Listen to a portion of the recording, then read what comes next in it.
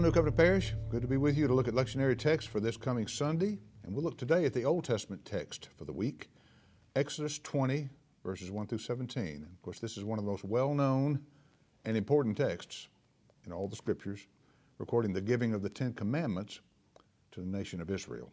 So let's begin by hearing the account. Then God spoke all these words. I am the Lord your God who brought you out of the land of Egypt, out of the house of slavery. You shall have no other gods before me. You should not make for yourself an idol, whether in the form of anything that is in heaven above, or that is on the earth beneath, or that is in the water under the earth. You shall not bow down to them or worship them. For I, the Lord your God, am a jealous God, punishing children for the iniquity of parents to the third and the fourth generation of those who reject me, but showing steadfast love to the thousandth generation of those who love me and keep my commandments. You shall not make wrongful use of the name of the Lord your God, for the Lord will not acquit anyone who misuses his name. Remember the Sabbath day and keep it holy. 6 days you shall labor and do all your work, but the seventh day is a Sabbath to the Lord your God. You shall not do any work, you, your son or your daughter, your male or female slave, your livestock, or the alien resident in your towns. For in 6 days the Lord made heaven and earth, the sea and all that is in them, but rested the seventh day. Therefore the Lord blessed the Sabbath day and consecrated it. Honor your father and your mother, so that your days may be long in the land that the Lord your God is giving you. You shall not murder. You shall not commit adultery. You shall not steal. You shall not bear false witness against your neighbor. You shall not covet your neighbor's house. You shall not covet your neighbor's wife, or male or female slave, or ox, or donkey, or anything that belongs to your neighbor. And this is the word of the Lord.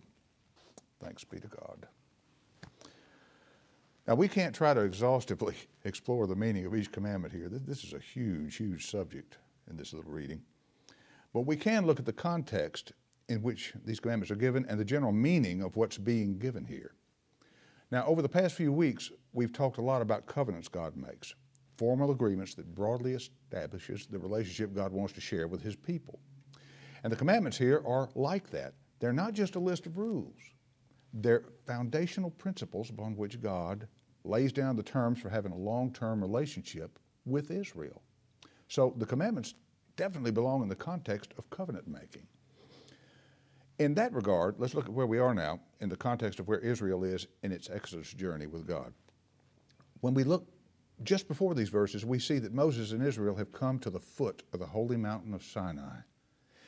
And the mountain is just trembling with God's presence, fire and thunder and smoke and lightning. And the people were in the danger zone of being near God's holiness, and they were scared to death. And notice that just after God gives the commandments, because the voice of God terrified them, they asked Moses to speak the commands of God to Israel. And after this moment, for the rest of the Old Testament, Moses is the speaker of God's law. After these verses, God never directly speaks the commandments again. And this tells the people of Israel, and it should tell us too also, that the words God speaks here are of just foundational relevance. Nothing else spoken in the Hebrew Scriptures rivals them in importance to the life of faith that's going to be built upon them. And in the first two verses, God begins to reveal his legal covenant with Israel by talking about his name. His name is linked closely and powerfully to what happened in the Exodus. His name reveals him to be a God who saves his people and frees them from slavery and bondage to worship him and enjoy the well-being of communion with him and one another. Now, in verses 3 through 7, the first three commandments are given. You shall have no other gods. You shall not worship idols. You shall not use God's name in any kind of irreverent way. In these commands, God tells Israel how they're to regard and relate to him. And pay attention to how they do this. They insist that we should always treat God as a subject and not an object. You know, think of God always as a thou and not an it. Think of God as a personal presence who must always be honored, taken seriously, and responded to. Our life with God is meant to be personal and communal, and the first three commandments are meant to help keep this relationship we share with God honest and healthy and functioning well. In these commandments, God demands our exclusive, total, uncompromising loyalty. In his first words, God speaks in a tone here that will eventually bring Israel to be monotheists, believers in one God. But I promise you, they're not yet that here. There's no claim presented here of there being only one God in the world. It's just the opposite. What our reading is telling us is that there are other gods at work in the world, competing, rival gods. But Israel, the text is telling us, is not to have anything to do with them. The other gods, if we want to put modern clothes on them, might include the many isms that plague our culture and the world today. You know, gods of racism, sexism, ageism, nationalism, consumerism, militarism. We might want to throw and include a phobia in there. Xenophobia, fear of foreigners, would apply well here. See, all of these would make the list today.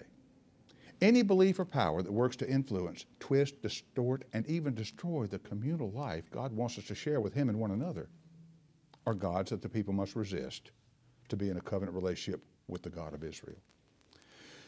And when you read them together, the three commands in verses 4 through 7 will tell us strongly and clearly that God is not to be thought of as useful. You ever notice that? Don't think of God as useful. God doesn't desire to be used by us to get what we want out of life. Any attempt to reduce God to any kind of form or formula to be used for our own purposes boils down to an attempt to domesticate or package God's power. You know, make God into a means rather than an end. And this is really what taking the Lord's name in vain, using his name irreverently, is talking about. The command on wrongful use of the name isn't mainly about using vulgar or obscene language along with it.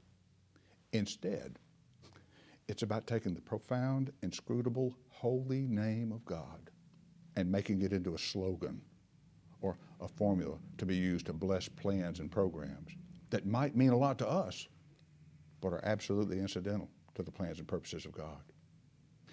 When we use his holy name like this, God becomes nothing more than useful support for our own worldly purposes and agendas. Just think about it. What are some examples of taking God's name in vain or using his name irreverently? Well, when God is mentioned in marketing, secular products and services, that's an irreverent use. When politicians and political parties go on and on about their deep Christian commitments, that's another irreverent use. And look, when churches want to claim God's endorsement for all kinds of moral or charitable or institutional purposes and run the risk of thinking about God more as their patron than as their God, yeah, I mean, this also can be an irreverent use. And when we proudly shout slogans at each other like, I stand for the flag and I kneel for the cross. Oh yeah, that's also an irreverent use of God's name, making a reference to God to help support a personal opinion about something that God may not have an opinion about at all. You see?